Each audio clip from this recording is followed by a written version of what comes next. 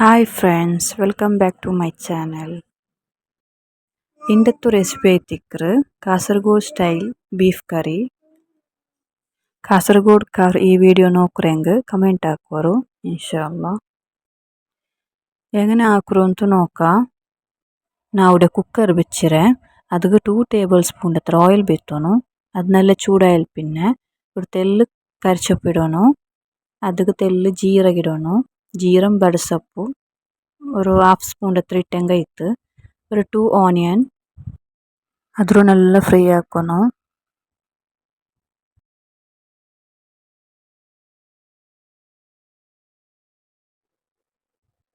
ಅದಕ್ಕೆ തെല്ല് ಸಾಲ್ಟ್ ಇಡೋನು ಟೇಸ್ಟಿಗೆ ಬೇನಾಯ್ತ್ರೆ.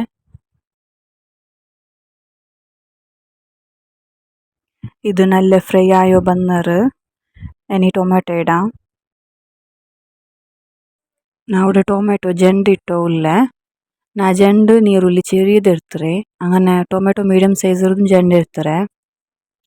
ഒരു ജണ്ട് കായ് മുളക് ഇടണു. അതൊരു നല്ല ഫ്രൈ ആക്കിയാൽ പിന്നെ ബീഫ് ഇടണു.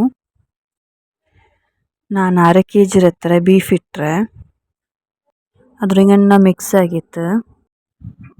1 ಸ್ಪೂನ್ ಹತ್ರ ಇಂಜಿ ಬೆಳ್ಳುಳ್ಳಿ ಪೇಸ್ಟ್ ಇಡೋನು. 1 ಸ್ಪೂನ್ മഞ്ഞപ്പൊടി, 1 ಸ್ಪೂನ್ നല്ല മുളക് പൊടി,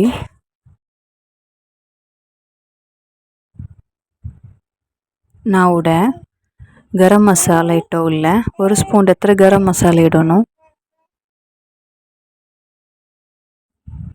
ಇದ್ರ നല്ല ಮಿಕ್ಸ್ ಹಾಕೋನು. തണ്ണിയൊന്നും ആഡ് ആക്കുകയില്ല ಇದಕ್ಕೆ. ഇതങ്ങനെ മൂടിയിട്ട് വെക്കോನು. തണ്ണി ആഡ് ആക്കിയെങ്കിൽ അത് പിന്നെ കറി തണ്ണി പോലെ ಬಂಡು പിന്നെ ಅದು ಗಸಿಗೆಲ್ಲ ತೆಲತ್ರ ಇದಾವುಳ್ಳೆ ತಣ್ಣಿ ಬಲೆ ಇಕ್ಕರು. ಒಣಕ ಮೊಲವರು ಬರ್ತತ್ತು പൊടി ಹಾಕಿയത്. ഇത് മുളക് പൊടി ആയിത്തേക്കറ് ಫ್ಯಾಕ್ಟ್ರಿಲಿ പൊടി ಹಾಕಿ ಇಡ್ತದೆ. അല്ലെങ്കിൽ നമുക്ക് ഔത്തുಲೆ ಹಾಕ ಬರ್ತತ್ತು പൊടി ಹಾಕ. ഔത്തുಲೆ ಬರ್ತತ್ತು പൊടി ಹಾಕ್ಯಂಗ ഒരു തെല്ല് നിങ്ങൾക്ക് കളർ അത് ചേഞ്ചസ് ആവും. ಫ್ಯಾಕ್ಟ್ರಿಡು എടുത്തെങ്കിൽ നല്ല പ്യൂർ ರೆಡ್ കളർ ആയിട്ട് കിട്ടറ്. ಬರ್ತತ್ತು പൊടി ಹಾಕಿയത് നോർമൽ ಐತಲ್ಲ. നോർമൽ ಐತೆ നമുക്ക് മുളക് പൊടി കിട്ടറല്ലേ. ഇത് ಬರ್ತತ್ತು പൊടി ಹಾಕಿയത് ചിലപ്പോൾ കിട്ടും. നിങ്ങൾക്ക് കാണണ്ടല്ലോ അവിടെ മുളക് പൊടി ಜೆಂಡು ಕಲರ್ ಉಂಡು. ಅದು ಒಂದು ಶಾಪುರ್ದು ಇರ್ತದೆ, ಇನ್ನೊಂದು ಬರ್ತದೆ ಔತುಲೆ.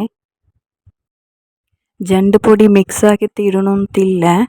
ನಕ್ಕು ഒരു പൊടി ಶಾರ್ಟ್ ಇಂತು അങ്ങനെ ನಾನು ಔತುಲೆ ಒಂದು ಬರ್ತತ್ತು പൊടി ಹಾಕಿತ್ತಿಟ್ಟೆ. 2 ಟೇಬಲ್ ಸ್ಪೂನ್ ಬರ್ತೆ ಕೊತ್ತಂಬರಿ പൊടി. ಇಡೀ ಕೊತ್ತಂಬರಿಡು ಬರ್ತತ್ತು പൊടി ಹಾಕೋನು.